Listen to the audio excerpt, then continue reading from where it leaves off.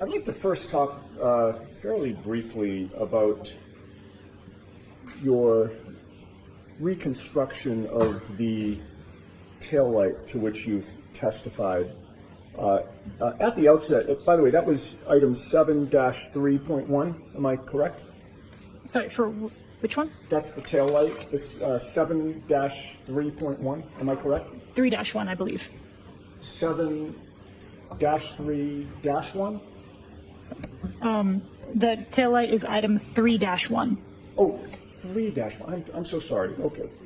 With regard to that particular item, your lab has different departments, correct? Criminalists who do different things, correct? Yes.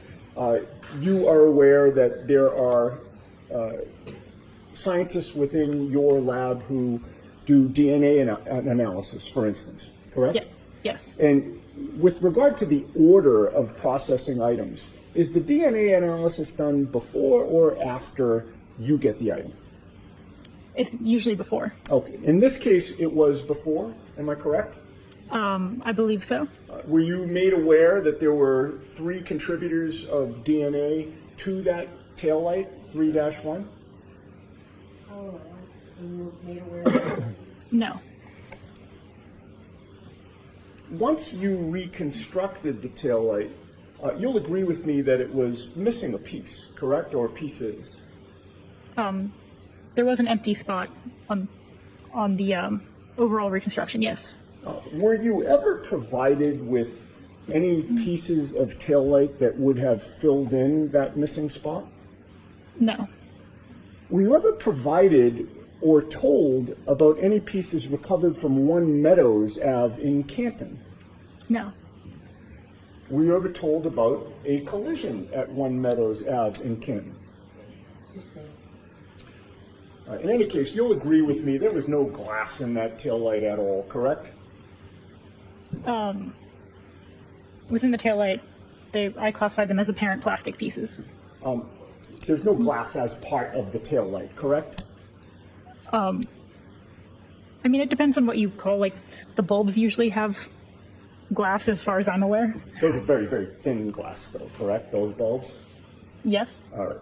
Now, your lab received clothing in connection with this case. You've testified to that, correct?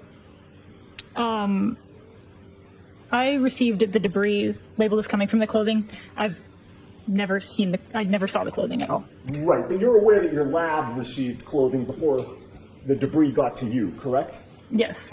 And your understanding was that that was John O'Keefe's clothing in which he was found on January 29th of 2022, correct? It's labeled as coming from him. I'm not sure of the date that it was found. Okay.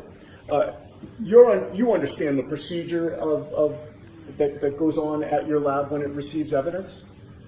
Yes. And you know that once clothing is brought to your lab, it's given evidence numbers, correct? Yes. And then one of your colleagues at the lab handled the clothing and or examined it, correct, before it came to you? Yes. And your understanding is that one of your colleagues retrieved debris from those items of clothing and then packaged it in a fold before it got to you, correct?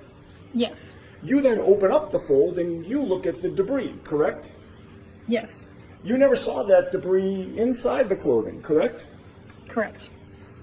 And the pieces of clothing that come in are given evidence numbers when your lab receives them, correct? Yes. For instance, the orange t-shirt was given or was named item number 7-17, Yes. and the gray long sleeve shirt was item 7-18, correct? Yes. And your lab is accredited, correct? Yes. There is a complete chain of custody from the moment the clothing was brought to the lab to when the debris was removed from the clothing, ultimately to when you're in court today handling the items, correct? Yes. Our in-lab chain of custody extends from when we receive it to when the submitting agent it is returned to the submitting agency. Okay. And you have complete confidence that the chain of custody at your lab is effective at making sure that the evidence does not get lost or mixed up or contaminated, right? I mean, chain of custody is meant to track where a piece of evidence is. the evidence unit also does inventories and audits to make sure that things are where they're supposed to be. And you have confidence in your lab's chain of custody policies and procedures, correct? Yes. But you'll agree that your lab cannot control who handled the clothing before it arrived at your lab, correct? Yes. There are times in which crime scene technicians or criminalists from your lab actually participate in the search for evidence at a crime scene, do they not? Some of the people at the lab are crime scene responders, yes. There are times when they actually take custody of evidence. Again, I'm talking about people from your lab, professionals. They take custody right from the crime scene and transport that evidence to your lab, correct? Yes.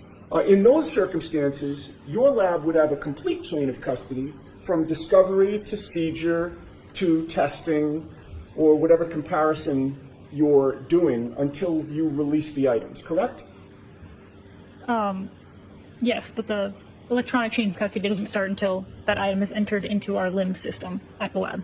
Right, but when it's entered in, it would be entered in as having been seized by somebody from your lab, correct? In the hypothetical that I'm giving you. Yeah, there's an evidence submission form that says that this crime scene responder submitted it to the laboratory.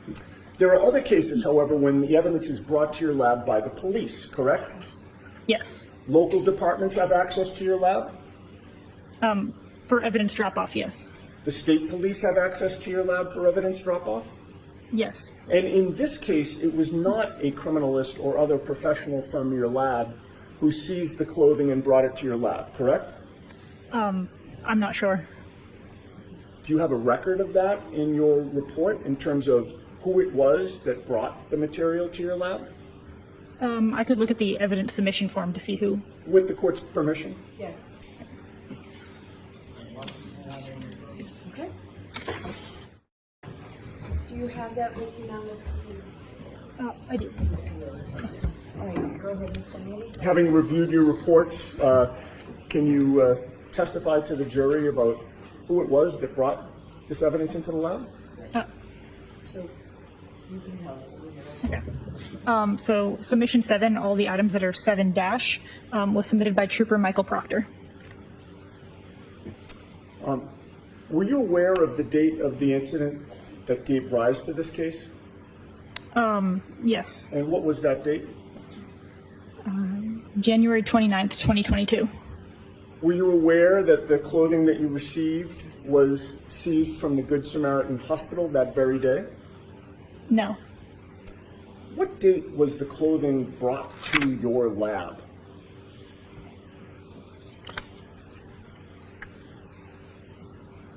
March 14th, 2022.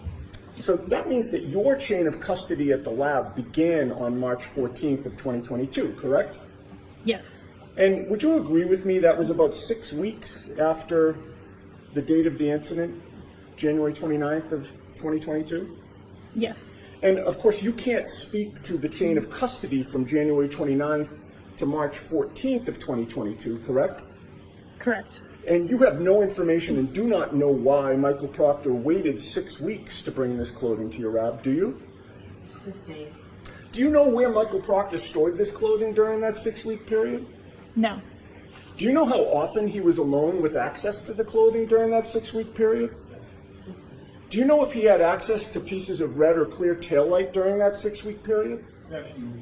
Sustained. Move on, Mr. Neely. You were not present when the clothing was seized, correct? Correct.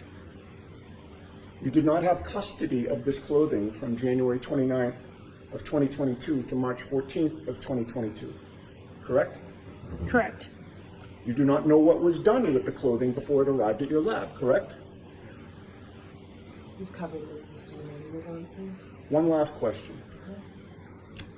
You cannot vouch for how the clothing or taillight pieces were handled before they got to your lab, correct? I cannot. Anything further, Mr. Vallier? Yes.